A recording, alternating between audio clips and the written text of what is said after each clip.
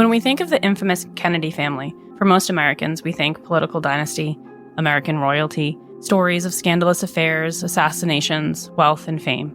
On today's Weirder After Dark, we're going to explore the family and dive into a dark secret that the leaders of the Kennedy clan went to extreme measures to keep hidden. Join me as I share with you the story of Rosemary Kennedy.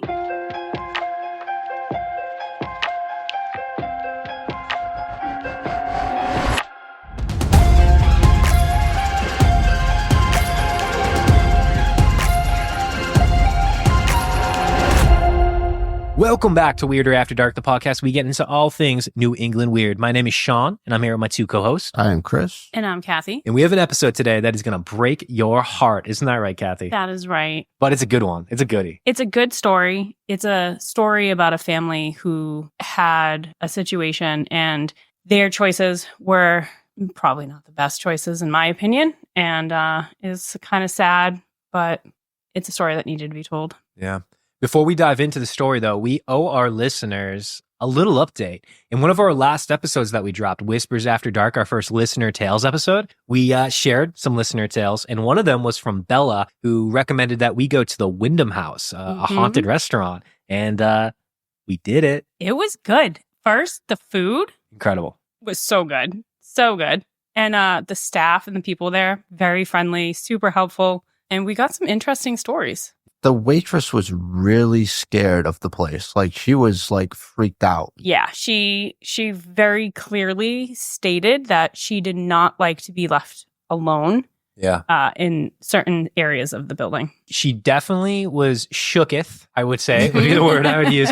But shook, I think, just from the idea of ghosts in general. Yeah. And then she started sharing some of her experiences. Now, she said she didn't have a direct experience herself, but she had been in the room and the areas where other people were. And she was just like, nah, I'm gonna wait down here. You go do your thing. Yeah. I want nothing to do with this at all. Yeah. So she believed that place was For sure. haunted. After we were done eating, Sean and I, we went over to the bar and we were talking to the bartender and some of the people that were there. Locals, Yeah, yeah. some of the locals that were there having dinner and having some drinks. And it seemed like everybody that was there that had a connection to the place had some sort of a story. The bartender himself had been there for 20 years and he's just like, let me go get some waitresses. Yes. They've seen things. And then one of the guys that was across the bar from us was...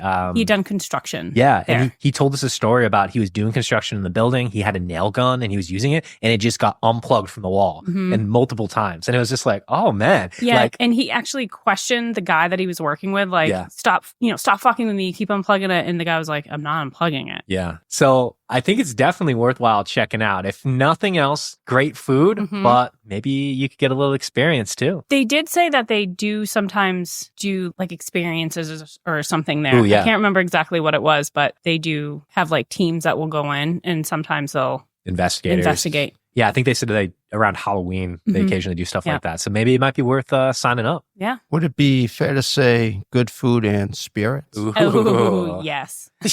Not the first time that joke's been made, Chris. That was cheap. Yeah. We like it, though. We like it. Well, Kathy, you've got an episode today, like we said, heartbreaking on the Kennedy family. Yes. All right, talk to us. We'll start with the patriarch of the family, Joe Kennedy. Joe Kennedy was born in Boston, Massachusetts. His parents were the children of Irish immigrants, and they lived in a time when discrimination against the Irish Catholics were running high throughout the city. The way he was looked down upon throughout his life molded him into the man he became. He learned from his father that hard work, dedication, and power would provide the means to success in a world where he was told he couldn't. He went on to graduate from Harvard, and with the help of his father's success, he was able to get the job of state bank examiner, and he became the youngest bank president at the age of 25. He landed this job when he helped stop the downfall of a local East Boston bank, Columbia Trust.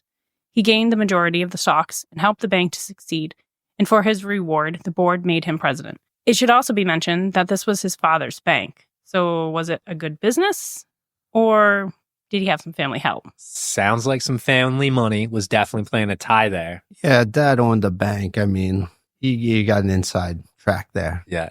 As I mentioned briefly, Joe's father, P.J. Kennedy, worked hard to achieve his goals and went on to sit in the House of Representatives. P.J. had a way of working and mingling among the Irish and the Protestant elite. P.J. at one time ran for the mayor of Boston. However, he didn't win. This race was won by John Fitzgerald. John Fitzgerald was the father to Rose, matriarch of the famous Kennedy family. Rose grew up in a house where she was paraded around with her father on election campaigns, went to social events, and was known to have an immensely close bond with her father. She was considered beautiful, intelligent, and charming. Her privileged upbringing provided her with many opportunities that most women during this time did not have. Rose would, however, learn a hard lesson about life and politics and how easily her goals could be taken away when her father was running for re-election. The Archbishop reportedly went to the Fitzgerald home and let John know that if he allowed his daughter Rose to attend Wesley's College, that he would not have the backing of the Catholic voters. As Rose was eagerly awaiting to march forward into her future, the Catholic community was having a debate over whether Catholic women should be attending accredited four-year colleges with other women and, more importantly, men, or have a more structured Catholic program, where they would learn foreign languages and other studies, but also focus on religion and domestic duties. To try and hold the Catholic vote, John informed Rose that she would not attend Wesley College. Wait, what? That's fucked up. Yep. Wesley's a good school. Like, it's a very good school. What's the problem here? That just it wasn't Catholic enough, or it wasn't? It wasn't a Catholic school, so Okay. It was kind of going out of like they had like the Sacred Heart schools and Yep. their community of colleges, and they wanted to keep the Catholic religion kind of going. And I boosting also could be off base here, but you're going to an independent school as a woman with men, thinking independently, able to elevate yourself and not learning some more of like the traditional homemaking. You don't go to college for home baking, but you get my point there. I wonder if it was an element of that. But the bishop had that much power that he could tell his practitioners that, yeah, don't vote for this, and really decide an outcome of a election. Yep. That's crazy. Yep. To try and hold the Catholic vote, John informed Rose that she would not attend Wesley College and instead enrolled her in the convent school of Sacred Heart. She would later in life say that this was her greatest regret. At some point during these two people's lives, Joe and Rose, their fathers became friends, despite the fact that they ran against each other during the election to become mayor of Boston. One summer, while the families were vacationing in Maine, Joe and Rose met, and it was from then on that they were destined to be together. Rose's father did not approve of Joe. He didn't feel that he was good enough for his daughter until the banking crisis that Joe prevented. It was only then, when Joe became the president of the bank and his wealth tripled with real estate investments, that suddenly he became suitable for his daughter to marry. They got married in October of 1914, and Rose and Joe went on to have a total of 9 children. The oldest son was Joe Jr., then John, and then on Friday, September 13th, 1918, Rosemary Kennedy, known as Rosemary, or Rosie to those closest to her, was born. During this time in history, the United States was in the middle of World War I, and the Spanish influenza was killing tens of millions of people worldwide. As Rose began to have contractions and go into labor, the city of Boston was being taken over by more than 5,000 cases of the Spanish flu, and the count was climbing every single day. Due to the pandemic that was engulfing the city, when the doctor was called upon to go to the home of Rose and Joe, his arrival was delayed. Rose, due to her wealth and privilege, was fortunate enough to have a home nurse. However, this nurse was unfortunately in a difficult situation. Although she had experience assisting the doctors with deliveries, she was also taught to prolong deliveries and wait for the doctors. What? Mm-hmm. No. It's not good. That doesn't sound like something you should do. That Yeah, can't be it's- healthy. It's really bad, guys. As the contractions grew and Rose's pain increased, it was evident that the baby was on its way to being born. It is reported that at this time, the nurse instructed Rose to not push, to keep her legs closed. And when the baby began to crown and Rose was unable to stop the birth of her child, the nurse pushed the baby's head back into the birth canal and held No. Rose's legs What? closed. No, I'm not a doctor, but I feel like that's not what you're supposed to do. That is the opposite of what you're supposed to be doing. Baby's supposed to be coming out. You are not supposed to be keeping the baby in. We Yeah. want babies to come out when they're ready. Yeah. It's called taking the baby out of the Yes. oven, not pushing it back in the oven. Like, no. Yeah, it's not good. It took nearly 2 hours for the doctor to arrive. And at that point, we know Rose's daughter, Rosemary, would have suffered, resulting in side effects that would last her entire life. Yet, when the doctor showed up and Rosemary was born, he wrote in his report that the baby girl was perfect and there was no issues with the delivery. That Yeah, fast. other than being delayed by a couple hours. And held in the birth canal. It's Oof. awful. Well, did everything appear okay when she was first born, though? Yeah, I mean, physically, like 10 toes, 10 fingers, everything. Perfect. Yeah. So having already 2 rough and rowdy boys, Rose was overjoyed to have her first daughter. It wasn't until years later, as the family grew, that the result of the delivery would start to show. After the birth of Rosemary, Rose and Joe went on to have 6 more children. It's Kathleen, or Kick, Eunice, Patricia, Pat, followed by the youngest, Bobby, Jean, and Ted. With Rosemary having 2 younger sisters so close in age, surpassing her in milestones, it was hard to ignore that Rosemary was what Joe would call different. And being different meant being kept out of places he longed to belong. The high-end clubs, the high society parties, and elevating in the business world. After spending his life being kept on the outside, I imagine having the reality that his daughter was different was something that he would not be able to tolerate. Joe and Rose ran a strict house and expected greatness, perfection, and the drive to be the best from each and every one of their children. Although they encouraged their children to play, sail, swim, and engage in what seemed like on the outside to be fun, childlike activities, there was an underlying reason. Competition. Competition to be the best and to win. If the children didn't win, it was examined and discussed, broken down. Why didn't they win? And what could they have done differently? And then they were expected to do better next time. When they gathered for meals, the children would be quizzed by their parents on current events, history, religion, and geography. Rose had created a way to track each child's growth, health, and up-to-date records of illnesses. But for her, it seemed the most important piece was weight and diet.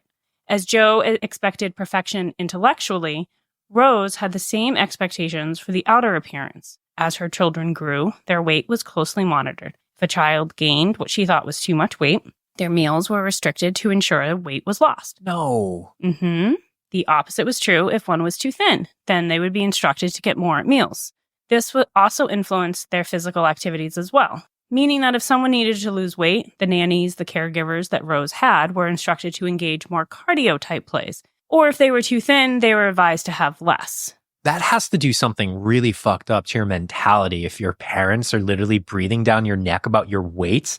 Everything. Everything's being critiqued and criticized. And At a very young age, you're being taught that. That can't be good for you. Yeah. This says a lot about Rose, about her upbringing. Remember, she was paraded around with her dad. So she had to be seen in a certain way to help his image. So it kind of makes sense that that became something that she also then put onto her own children. I don't agree with it, but you can see the psychology behind it. How it got there. Yeah, it's interesting. I've read books about JFK, and he would destroy his brothers in political debates at the kitchen table at, 12, 13 years old. Yeah.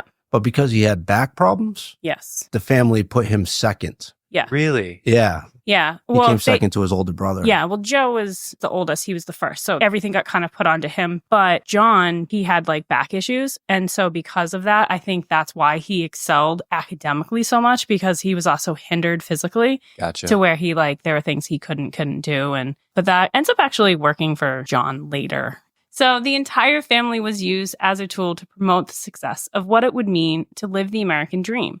Joe and Rose created the image that with hard work and dedication, you could achieve the ultimate goal, wealth, fame, and power. This was all to cultivate a world where Joe would belong. He wanted to be admired and respected. Rose would be a prime example of how to raise a family, because when your children succeed, it is all because of their parents.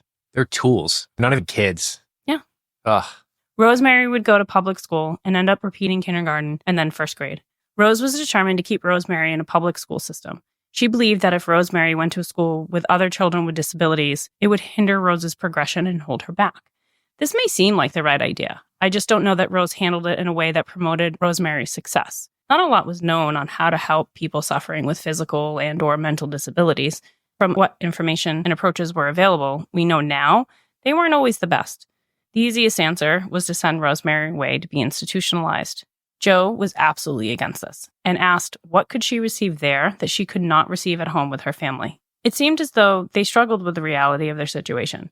Joe and Rose went on what seemed like a mission to find a cure for their daughter. Rosemary would, over the next several years, was bounced between different schools. Each time, Rose would present Rosemary as the way a loving mother would. She's charming, kind, warm, but she would understate the struggles. Rosemary suffered from outbursts of anger, believed to be from her frustrations and her inability to achieve tasks. She needed round-the-clock care, monitoring, which resulted in the Kennedys hiring companions. On the outside, these people would look like friends. However, they were enlisted to supervise and monitor Rosemary's daily activities to and from school, Each school would only last 1 to 2 years, since these schools were not equipped with knowledgeable staff to provide the care that Rosemary needed. Every time Rosemary transitioned to a new school, she struggled, and during the holiday times when she would go home, she would struggle again, seeing once more how her siblings were going on in life. As Rosemary grew and watched her older and younger siblings embark on social outings and independence, competing and engaging in activities and conversations where she simply could not keep up, life for Rosemary only became more challenging. Being in a family where anything less than extraordinary was simply not good enough, it is said that she began to show signs of frustration, what we would call meltdowns. I could totally see that. Sitting around watching your brothers and sisters, you're one of the older ones too, and watching them excel around you. Oh, I can only imagine how frustrating that must have been. And Rosemary's self-esteem and confidence and longing to belong was impacted, and her inability to express and cope with this only caused more concern for Rose and Joe. She longed for her father's approval, and in the letters she sent out were replied back with comments letting her know that they were happy to hear her news from school, but also mentioning how he knew she could do better. As much as I'm sure that Joe and Rose loved their daughter, their willingness to accept that there was no cure, that Rosemary was not the same as the other children, and that she needed a gentler hand, more praise, and a realistic expectation was a huge problem. It sounds like his pride was not allowing him to accept his daughter's limitations. That's what I'm hearing so far. Yeah, that's very true. And when it came to her siblings, they were as close as could be. But in my opinion, it was the fact that they were taking care of her. That was the problem. Rosemary knew, like you said, Sean, she was the eldest daughter, the third child behind Joe Jr. and John F. Kennedy, and yet she wasn't treated the same. She only got to dance with her brothers and her brothers' friends at dances, and at one time she actually expressed that she didn't want to dance with them. She wanted to dance with other boys. She just didn't understand why she couldn't. She liked boys, just like her sisters, and they got to dance and chat with people outside the inner circle, so why couldn't she?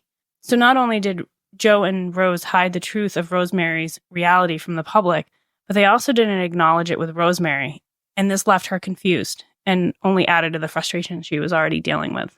Yeah, they went to great lengths to hide her struggles away from and socially. It seems like they were hiring people to pretend like they were her friends and keeping her out of social situations. Yeah, and anytime there was like a social situation, like there's one time where they went to a zoo, that would be like the type of social event that Rosemary would get to go to.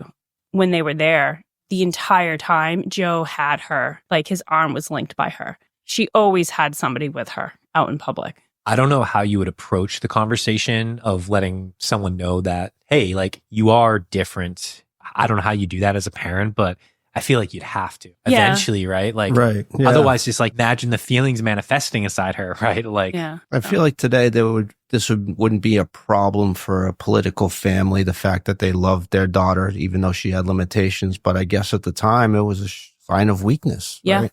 And I think we might mention this a little bit later too, but you also have to remember the time when this is sort of happening. We're going into kind of World War II, Hitler. You know, it was believed that if you had somebody in your family who had any type of disability, your blood was bad. And so you would like look down upon.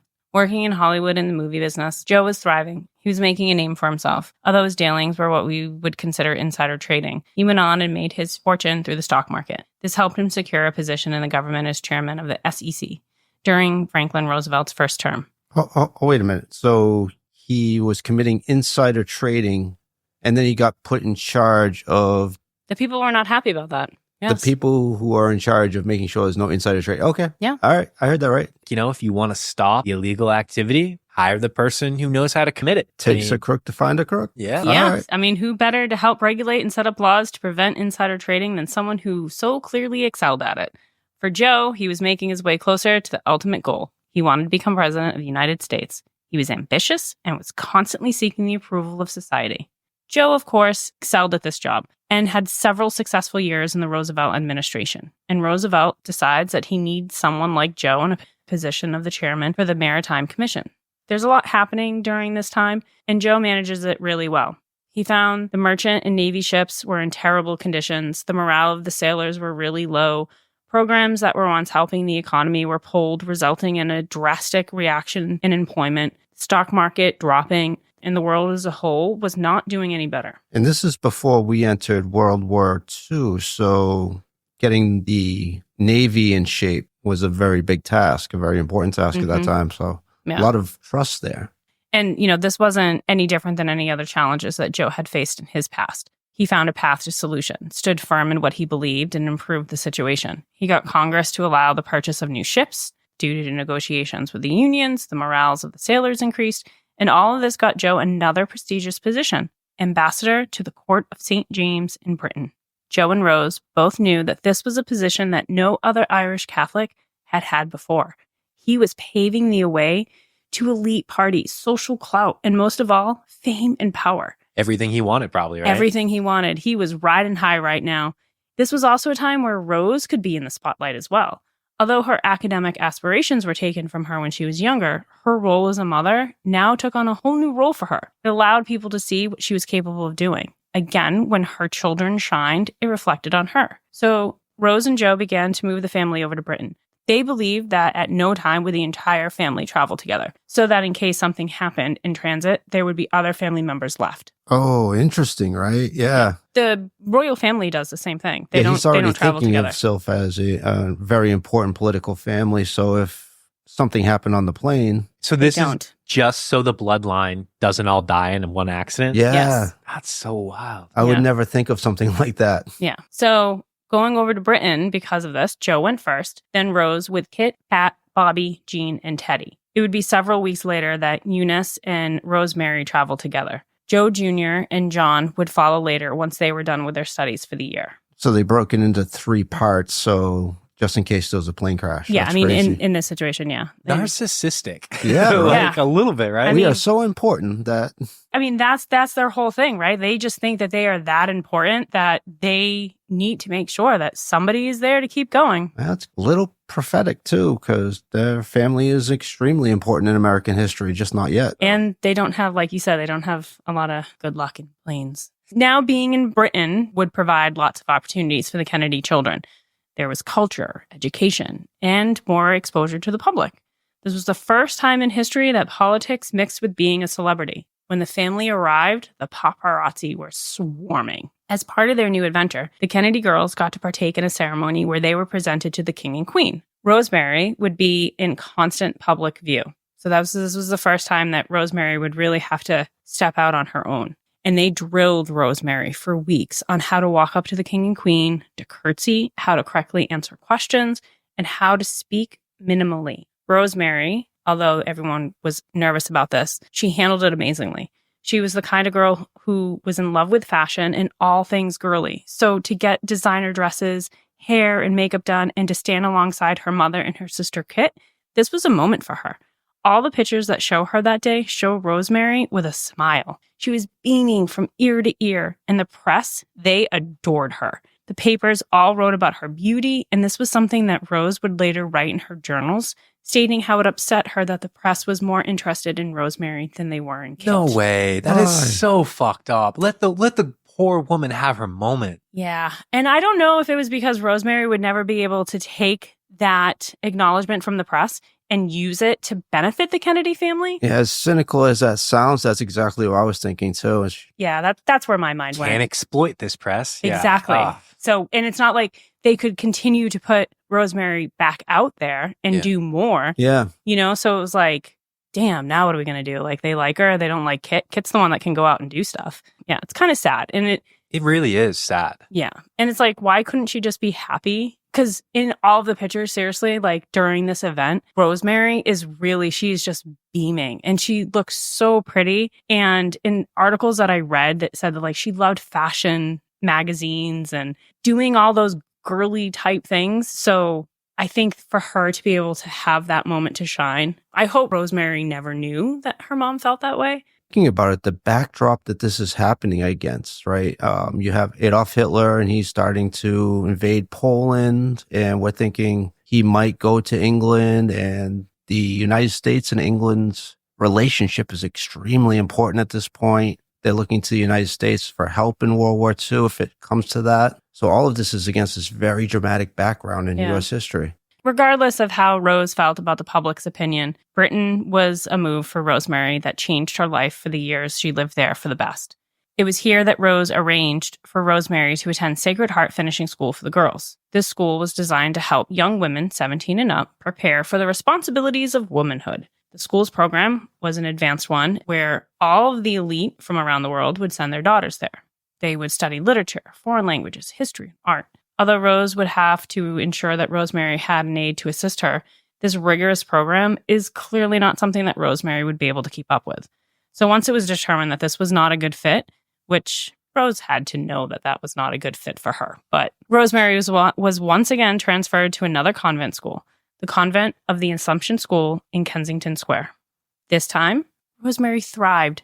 She had finally found a place where she was making progress. The Mother Superior, known as Mother Isabel, was fond of Rosemary. At the Assumption School, they followed the Montessori method, which involves hands-on learning, all within a range of ages and abilities. They believe that children learn at their own pace and in an open classroom environment. Rosemary began to take on responsibilities, from reading to the younger children. So even though she could only read at a level of a 4th or 5th grader, this allowed her to have a sense of pride in herself. She took on chores at the facilities. They put her in charge of tasks like counting the silverware while putting it away after cleaning. Rosemary had finally found a place that gave her peace, compassion, and acceptance. It was long before France and England declared war against Germany. As Hitler's troops moved across Europe, it was decided that it would be safer for the Kennedy family to move back to America. However, Rosemary would stay behind at the Assumption School. Wait, what? Yeah, Well, what? yeah. Yeah, that sounds So the Assumption School, they actually moved them when they were afraid of the troops coming in. They moved to a location where they thought it was safe for them. And at this time, Joe is still here. okay. All right. Okay, this is before the Blitzkrieg and the bombing. Okay. Yeah. It sounded like they're just like, yo, Yeah. family, See go ya. home. You as Rosemary, good luck. Bye, Rosemary. It was difficult for the family to leave Rosemary behind. She was no longer a small child. She was now a grown woman. And caring for her and watching out for her was becoming more and more difficult. And because of this, everyone involved did think that this was the best decision for Rosemary. It was beginning to show that Joe was leaning more to the side of the Nazi invasion, believing that Britain would fall and that patience was needed and that the people should just appease the movement. Making statements of this kind began to leave Joe on the outside, and he was being viewed as a Hitler sympathizer. It was his lack of taking a stand against the Nazi regime that caused President Roosevelt to call him back to the U.S. from Europe early, and Joe would go on and then be forced to resign. That did not age well, huh? No. Yeah. Ugh. It was now that Joe let Mother Isabel know that Rosemary would be returning to America. However, she had gained some weight, and the Kennedys could not have the American papers taking pictures of her as stout as she was. What the fuck? And dude? I say stout because that is actually the word that he used in a letter to them. He asked if they encouraged her to lose weight and told them that he had a conversation with her and told her that her mother would not be pleased with her appearance. Rosemary wrote to her father in April once she found out that she would be leaving. She wrote, "Everyone here is so sad that I have to leave. All of the nuns are especially nice to me. I always get such a great welcome here. I am dreadfully sorry about leaving.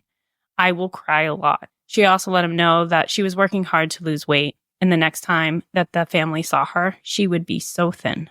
That is so heartbreaking. Yeah, Sad. it sounds like a 10-year-old's letter, right? Yeah. Even though she's a grown adult at this point. I am slowly working to hate this family a little bit. I'm not going to lie. Like, how do you put that pressure on someone? Well, this transition, as you can expect, didn't go well for Rosemary. She was now a young woman of 22, but emotionally and intellectually immature. She no longer had the patience of the nuns at the school or the companion to assist her throughout her day. She was now back under the strict, watchful eye of her mother and surrounded by the busy banter of other siblings. And though some of them younger, she realized she had fallen behind them. They filled her schedule with visiting friends, doctors' appointments, activities with families, and Rose treated Kit as the oldest daughter. And Rosemary, seeing this, not understanding this, was extremely frustrated. So Rose went and found another place to send Rosemary. This time it was Camp Fernwood. Rose arranged for Rosemary to go to this camp where she would be an assistant. And although she noted that she would need one-on-one help, she never really disclosed the truth to the camp. It took 3 weeks for the camp to reach out to Rose. And obviously they were upset. They took Rosemary on to help them with campers. And instead they needed to provide her with around-the-clock care.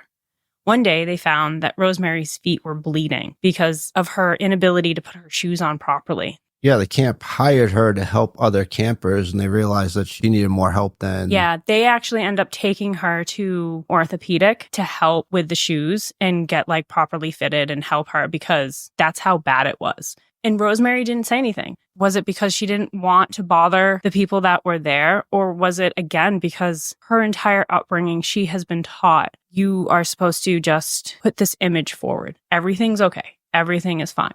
I mean, we'll never know the answer to that, but... She probably also just didn't want them to reject Rosemary. Like, oh, she needs that level of help. She can't come here. They're probably just like, nope, she's going, send her away, hide her, stash her. Well, I think that's true with all the places that she went to, right? Like, Rose never told them Rosemary's true abilities of what she was capable of doing or the care that she needed. So every time she went someplace, she would get there, she would be acting out, she'd be frustrated because of the transition. And then once she calmed down, they would start seeing like, oh, she can't do these things. Like she needs this level of care. I think a lot of places sort of appeased them and tried to keep Rosemary on. But I mean, that's not fair to Rosemary. Yeah, this is really sad so far. Yeah. The camp contacted Rose and she told the camp she could not go pick her up because she was preparing for a trip. And it was up to them to get Rosemary back to New York. What? Nah, yeah. I got shit going on. Can you just like drive her back, figure it out? Well, that's what they did. So they actually, What? yeah, the woman that was the head of the camp ended up driving Rosemary back home. They couldn't send someone. They're the Kennedy. They got money. Like you would think, but I don't know. Once Rosemary was back in New York, they then sent her to St. Gertrude's School of Arts and Crafts in Washington, D.C. Unfortunately, like all the other places she was sent to, this too became a problem. Again, poor Rosemary took a major step back. She had violent outbursts. She was defying the nuns. And worst, there were nights when Rosemary would go missing. They would find her wandering around the streets, and obviously this wasn't safe. I mean, she couldn't keep herself safe. And now she's being put into these dangerous situations. And there was a fear of her getting assaulted, possibly pregnant, contracting a disease. I mean, these were real fears. And Joe couldn't have anything like this happen. I'm sure as a father, he didn't want anything to happen to his daughter. But he also made it very clear that none of his children were to project any negative news in the papers and end up being in the gossip columns. I mean, this today would be a very clear-cut case of neglect and even child abuse. If it was any other family other than the Kennedys, I wonder if this would have flown. I think because they were the Kennedys, people wanted to protect the Kennedys because they were a powerful family kind of coming into their own. Why would you not want to have a powerful family in your pocket? They all seemed to be sort of out for their own benefit. The constant need to find a cure for Rosemary finally brought Joe to meet Dr. Walter Freeman and his associate, Dr. James Watts. These doctors were leading the forefront on experimental surgeries on the brain. They claimed that the lobotomies were for the greater good, that their patients were showing remarkable results. Did you say for the greater good? That's what they said. Not my words. Don't come for me. Dr. Freeman, a psychiatrist, would instruct Dr. Watts through the procedure. Since he wasn't a surgeon himself, he couldn't actually perform the procedure. Despite the claims that these surgeries were highly successful, oftentimes the families of the patients said their loved ones became a shell of who they were, their bodies remaining, but their souls gone, lost forever. I find it hard to believe that a man like Joe Kennedy didn't have all the facts, didn't know the risks involved. However, he went ahead and discussed the option of a lobotomy with Rose. Rose, needing guidance in this matter and being unsure of what to do, confided in Kick. Kick went to the hospitals where some of Dr. Freeman's patients resided and went home to her mother and pleaded with her to not do this. She said this was not something that they wanted for their Rosie. Rose expressed concern to Joe, and it was unclear whether Rose knew or not, but Joe decided to proceed with the surgery. Rosemary would undergo the lobotomy. During this time in history, a woman like Rosemary could be hospitalized and made to undergo whatever medical treatments the doctor or her caregiver deemed necessary. No one knows for sure if Joe ever told Rosemary what was about to happen to her. Did he look his daughter in the eye and tell her what the doctors were about to do? If he did, would she or could she have even resisted the urge to please her father? Would her need for his approval make her do something that was so terrifying? We'll never know, but what we do know is what happened that day once she was wheeled into the operating room. This is from the book Rosemary, the Hidden Kennedy Daughter. Rosemary would have been strapped to a table and given local anesthesia to numb the area of the skull near the temples where Watts would bore 2 holes. Sedation, according to Freeman and Watts, was used only when a patient was highly agitated and in a panicky state. Lobotomies had to be performed with the patient wide awake, allowing the physicians to monitor the effect of each surgical cut to the brain. Freeman and Watts noted that most patients were anxious and fearful about the surgery. The patient, they wrote, underwent unnamed tortures when having their hands and feet strapped to the operating tables, their heads shaved to the vertex, which is like the center part, and the outside world masked from the view by towels and drapes. Next came the rattling of instruments, the sound of the suction apparatus, and the menacing spark of the electric cautery. Some patients told them that they wanted to die right then and there. Others called for help. These terrifying moments were useful, the doctors assured their colleagues, as the patient's distress was often so great that the additional trouble caused by the operation passed almost unnoticed. Dr. Watts did as instructed. He drilled the holes on both sides of Rosemary's head near the temples. She would have heard the drilling as they pushed deeper through her skull. There is no doubt that Rosemary felt pain during those moments. Dr. Watts began to make the incisions, and they had her sing songs, recite common verses. Patients often would reach and grab for the closest hand and squeeze with the intense pain that they were feeling. But not Rosemary. She complied and spoke throughout the whole thing, until one cut, when her voice slowly dimmed and her voice was gone. Hours later, it was clear that this 22-year-old woman, who, although mentally and emotionally immature in her disabilities, who had a bright smile and a personality that longed for love and acceptance, all she wanted was to be a part of the world where she could succeed, yet she was now reduced to a woman who was like a small toddler. She lost her voice, her inability to walk, and she now needed round-the-clock care. It would never be the same. That was really kind of heavy. Sorry. No, that was like, I'm not kidding. I literally was like staring. Kathy, if that got weird, I'm sorry. But I was like literally hanging on every word because it's just so sad and it's so fucked up. And you have to think like, why didn't they heed the advice of Kit? Kit went out there. She saw these people. She went to these hospitals. She saw how much damage it did. They had to know, right? I think that he knew. There's no way you're going to tell me that somebody as ambitious and that well-connected isn't going to have information before he makes a decision like this.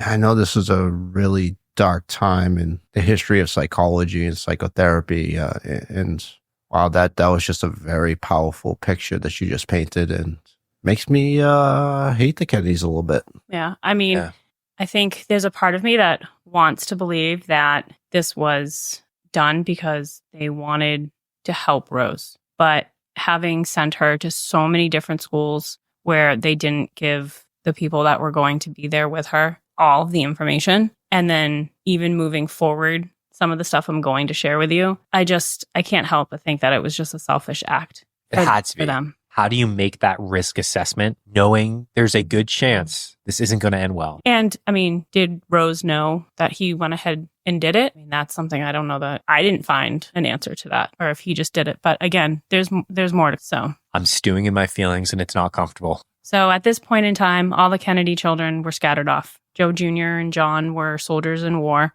Kit was aiding the Red Cross, and Rose was at home caring for the youngest, Eunice, Pat, Bobby, and Teddy. I mention this because Rose would always write to her children, but as she had so many of them, she decided she created a newsletter of sorts. So she would do one newsletter that was a general letter talking about the family, and then each individual child would have a personal note written that she would mail off to them. As she was doing this, each month a letter would go out. It can't go unnoticed that it was at this time Rose stopped mentioning Rosemary in these family letters. Another dagger. Damn. Yeah, almost like it never happened. She's gone. It's almost like erasing her. Yeah. And after the surgery, Rosemary was sent to George Washington University Hospital and then to a facility in New York until finally Joe took part in establishing the St. Coletta by the Sea in Hanover, Mass. Joe spared no expenses. He provided extra nurses and even had a swimming pool installed because he knew how much Rosemary loved to swim. Although Joe knew that this facility in Massachusetts provided the care and safety that Rose needed,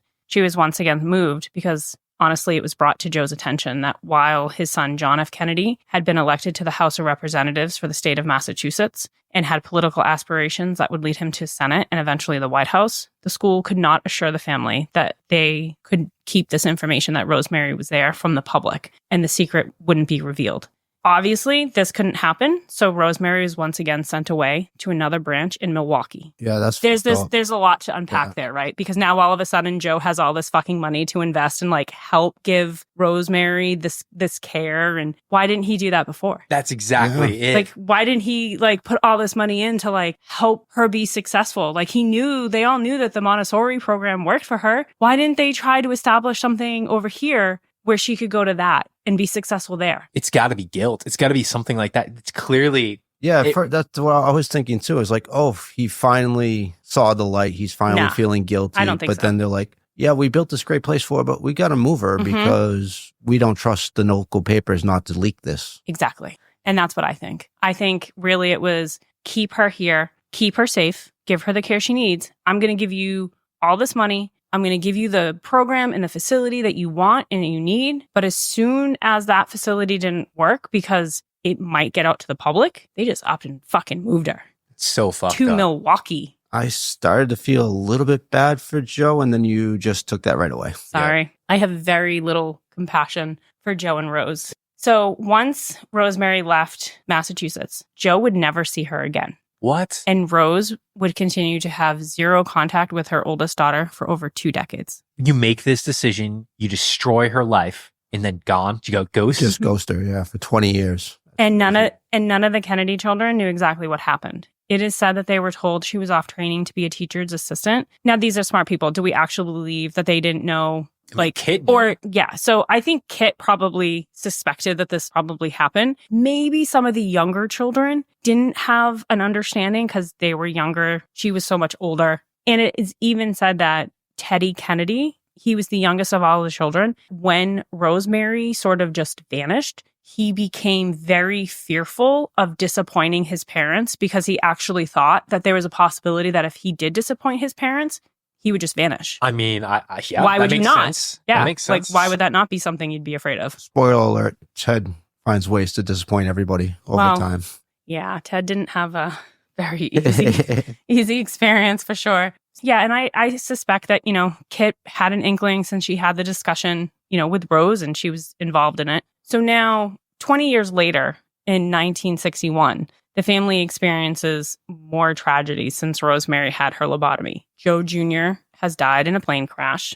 Yeah, he died in the war, correct? He did. He died in the war. Kit, she had a riff with Rose, and she was over in Europe. She fell in love, got married to someone who wasn't Catholic. That was the first big thing. He was a soldier in the war. Kit went outside of the norm of what was expected, and Rose pretty much shunned her. Was like, you're marrying someone who's not a Catholic. This is not okay. And was against it. Didn't go to the wedding. But then the husband, he died in the war. And Rose pretty much was like, well, that is divine intervention. Like, this wasn't supposed to happen. He's not Catholic. Wow. Shouldn't be doing this. And she actually said that. But then Kit fell in love again.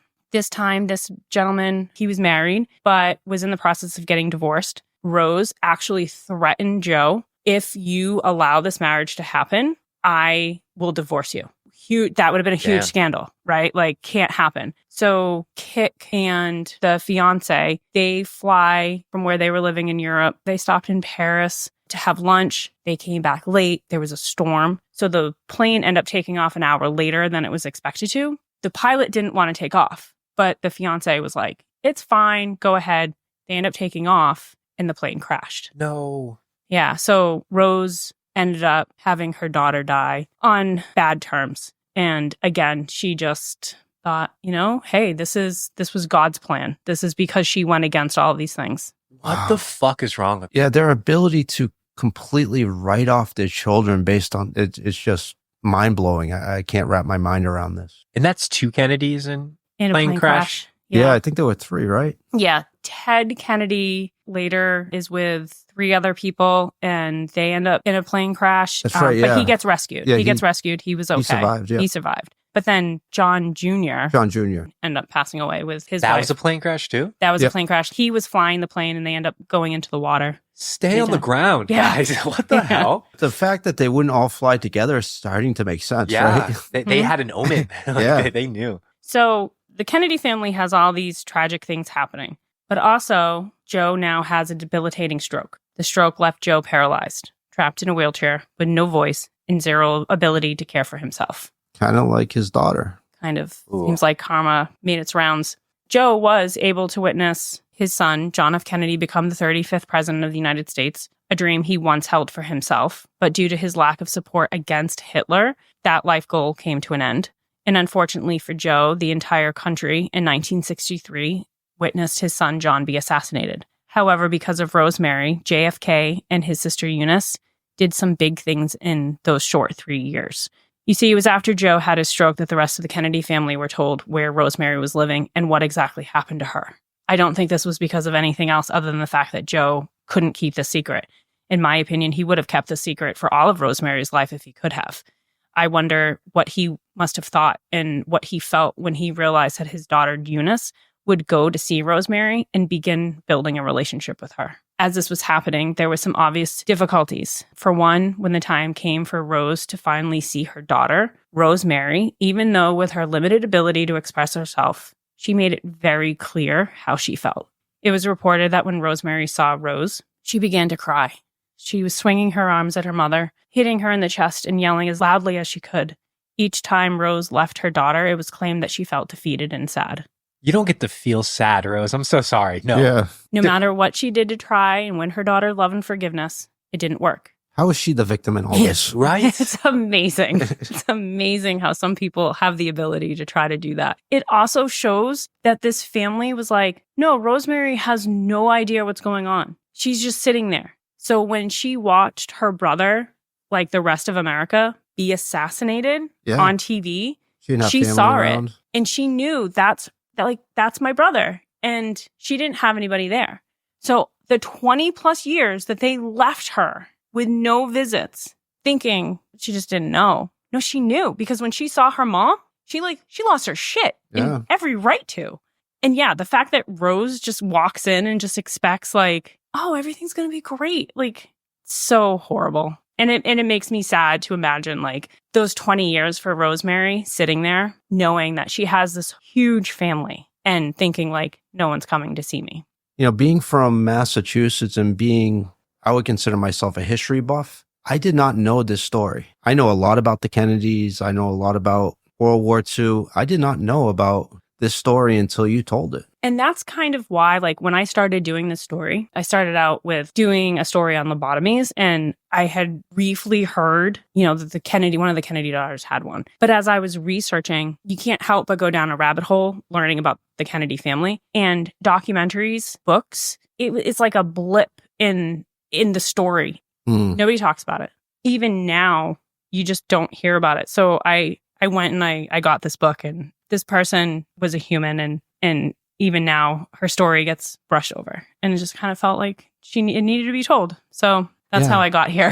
From 1961 to 1963, Eunice worked with JFK on getting legislation passed to help protect, provide care, and get equal rights for people with disabilities. Eunice would speak out on this issue using her sister as her inspiration, discussing Rosemary's difficult upbringing, the issues with finding schooling and adequate care. However, let's just note something really important here. The fact that Joe had his daughter receive a lobotomy was continued to be kept a secret and would stay that way until 1987. So yes, they're doing lots of really good things, but they're still keeping that family secret, you know, well protected. It's under wraps. Yeah. These legislations would be the start of a movement to ensure resources for the disabled. But once JFK was assassinated, the Kennedys lost their power in the Capitol, and Eunice would have to find an alternative way to continue pushing this cause forward. It would be Eunice that helped start the Special Olympics, which would hold its first event in Chicago and only have an attendance of roughly 100 people. Now it reaches more than 4 million disabled athletes in a year-round program in nearly 200 countries. Over the years, Rosemary would stay in Milwaukee, receiving visits from Eunice and limited visits from Rose. And with care of new doctors, they would have her medications adjusted. Finding that once off certain meds and things were changed, Rosemary began to verbalize her needs, and her caregivers were stunned. Rose then began to take a more active role in Rosemary's care, asking that details be passed not just to Eunice, but also to her. The nuns reported that having Rose suddenly take an active role in the care was an adjustment, considering for the last 30, Rose had been absent. I mean, I don't know what this fucking woman was thinking. Yeah, who does she think she is? Like 30 years later, she gets to pop back in and just take control of shit again? No, get out of here. Rose. My theory is that because now Eunice is advocating for people with disabilities, with special needs. It looks good again. It looks good again, right? Like now Rose can be like, oh, this is my daughter. And Rose would eventually have Rosemary come out to the house in Hyannisport. However, she did express that this would be too much for her on her own and requested the help of Eunice. This time, it was difficult for all involved. Rose would try to find common ground and ask Rosemary if she remembered certain events from her past. Rosemary would ignore Rose, resulting in Rose sobbing and turning to her old methods of dealing with her daughter. This, of course, just ended as it always had. Rosemary was frustrated and Rose was disappointed. Well, Rose passed away in 1995, and Rosemary would live another 10 years. Although she had limited ability and communication skills, Rosemary, for all accounts, lived the rest of her life the best she could. She managed to relearn the ability for what most of us consider simple tasks. She would care for her own bed, assist the nuns in dressing and self-care. She enjoyed listening to music, and after years of physical therapy, and even with the limited mobility she had, she would begin to dance. Going to Mass brought her joy, and her love of Jesus was deep and strong. Rosemary, even to the very end, was still this little girl who loved fashion and the beauty in the world. Rosemary would pass away at the age of 86. But her death wasn't like much of her life was. It wasn't spent alone. Rosemary was surrounded by her siblings, Eunice, Jean, Pat, and the youngest brother, Teddy. Sorry, teary-eyed again. It's heavy, but it's a story worth telling, and I'm glad you did. And I know and hope that our listeners like and can appreciate. I know it's a different taste from what we've been putting out, but like it was so good. Thank you. Yeah, thanks for sharing that. Yeah, thank you for telling that story, even though it made me really sad. It is different than what we usually do, but I also think it is part of New England's history. And if we don't talk about things that make us uncomfortable and learn from that, then we can't change. All right, gang, if you enjoyed this episode here today, as always, we're going to be leaving some additional context, images, and information from today's episode on our Instagram. You can find that at Weirder After Dark. And speaking of communities, we are building more. You can find us not only on Instagram, but on Facebook and on Reddit at Weirder After Dark. Come interact with each other, interact with us. And I also want to remind everyone that we are on the lookout for weird, creepy, strange, unexplained tales that you might be having in New England. So if you do have any of those, please send them to us and we will feature them on a future Two Tales and a Lie episode. And you can send those to our email, which can be reached at thegang@weirderafterdark.com. And to wrap up, if you've been enjoying this journey, if you're loving this shit, if you like this shit, wherever you're listening, that's Spotify, Podcast Addict, Apple Podcasts, go ahead and drop a comment on there. Give us a rating. That would mean the world to us. And as always, remember, it gets a little weirder after dark. Hey. Thank you, guys.